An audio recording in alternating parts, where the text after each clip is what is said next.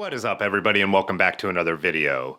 So on Friday, I got out with Funny Brad and I got 43 miles in, and I did finish the Rapha Festive 500 on New Year's Eve. So I did complete that challenge. The only thing I failed at is kind of a self-imposed goal I had of vlogging every ride and getting a video out the day of the ride. If you're watching this, it's at least Monday or later, so I did not get home on New Year's Eve and put this video together. So the failure was I had set a goal for myself and didn't complete it. I also had planned to try and ride at least a bit every day, always be around that 40-mile average I needed, and then it could float up or down a little bit to get it done. I didn't end up riding on Christmas, hung out with my family most of the day, and then with my small friend pod on Christmas night. That's fine, I picked up the slack. On Wednesday, I got 2 rides in, and Thursday, though, I was really hurting. If you saw that video, I was just not feeling that great. I only got 26 miles in at a fairly slow pace, but it got me close enough so I could finish on Friday. All in all, a successful 500. I'm glad I did the challenge again. I enjoy doing just picking a few challenges once in a while and doing them. I've heard, some of the criticism, some of the memes I see about the Festive 500 and all that. But for me, I live alone. I had the time to do it. I barely had any real work the week between Christmas and New Year's. Kind of unfortunate, but also kind of nice to unwind. For me, too, my social time is on the bike. 4 of the rides that I did were social rides, or at least riding with friends. Went out to Wadsworth Brewing, like I just said, rode with Funny Brad, rode with Aaron and Ben one day, and then my regular group ride. So for me, it all works out. Whoops, I almost knocked this bike over. Everyone has to, do what works for them. And I can understand the Festive 500 isn't a challenge for everyone. If you have regular 8 to 10 hour days or whatever they may be, and a family at home who is on vacation, then it might not be a challenge for you to pick, but it's one that I enjoyed, and I'm glad I did it another year. We got a little lucky too. The weather was never really that bad. There could have been 2 feet on the snow on the there could have been 2 feet of snow on the ground here this time of year. The roads were almost always all wet. The trails were almost always wet, but I never really got caught in any serious rain. Just one misty ride with a little bit of drizzle. So yeah, lucky all around, made it easier because my goal was no matter what to do it all outside. As last year I did the entire thing right here indoors. I'll say the indoor Festive 500 was probably worse.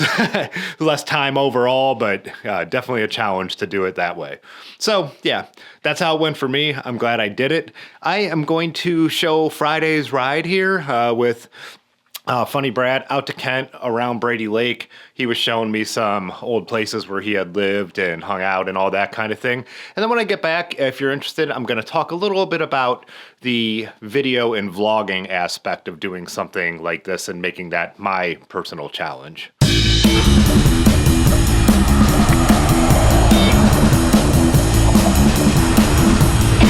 I like the rock and roll music, and I like to dance the cha-cha-cha.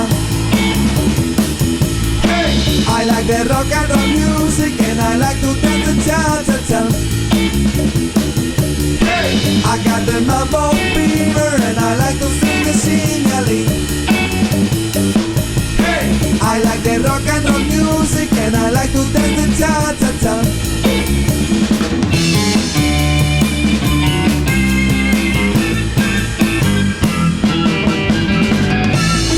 I like the rock and roll music, and I like to dance the cha-cha-cha. I like the rock and roll music, and I like to dance the cha-cha-cha. I got the mambo fever, and I like to sing a sing-a-ling. I like the rock and roll music, and I like to dance the cha-cha-cha.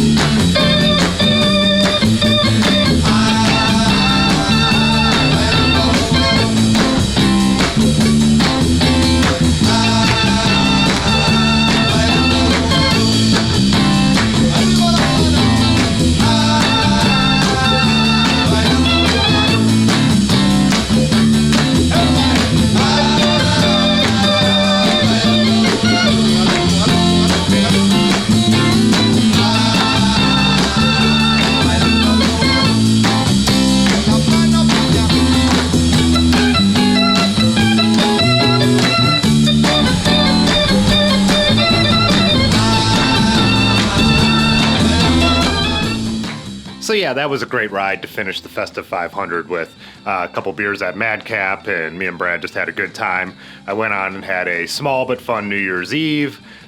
New Year's Day, didn't even consider getting on my bike. It did rain all day, so that helped a little bit.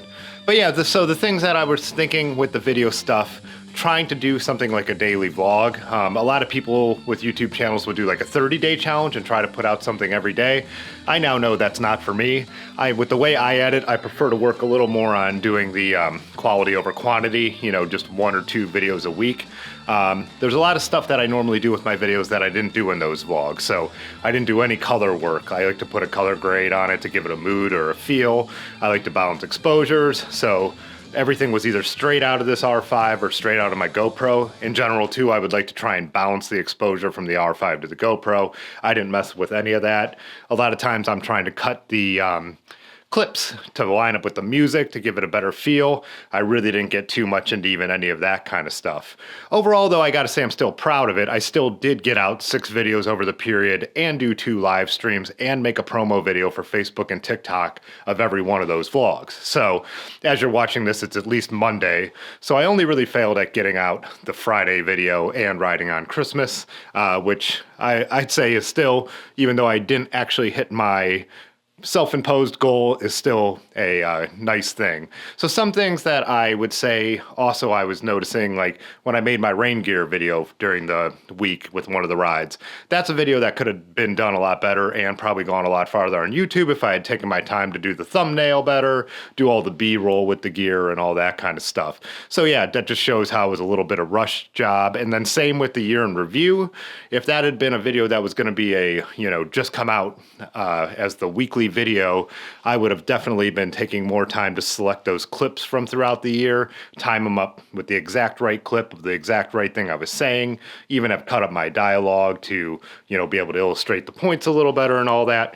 But, it's a good thing. It was a good experiment, good lesson to learn. The channel actually did well in overall views. As you would expect, it was up because there were so many videos.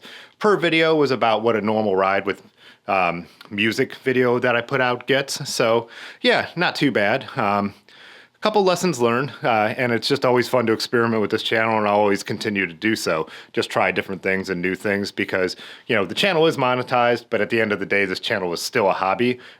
Editing actual videos and taking photos for clients is what I do all day. So I still only do have limited resources to put to YouTube, but so that's it. I hope everyone had a great New Year's. I hope everyone has a prosperous 2022. Yeah, just to call it 22. That sounds weird. Anyways, that is all for now, and back to normally scheduled programming for a while.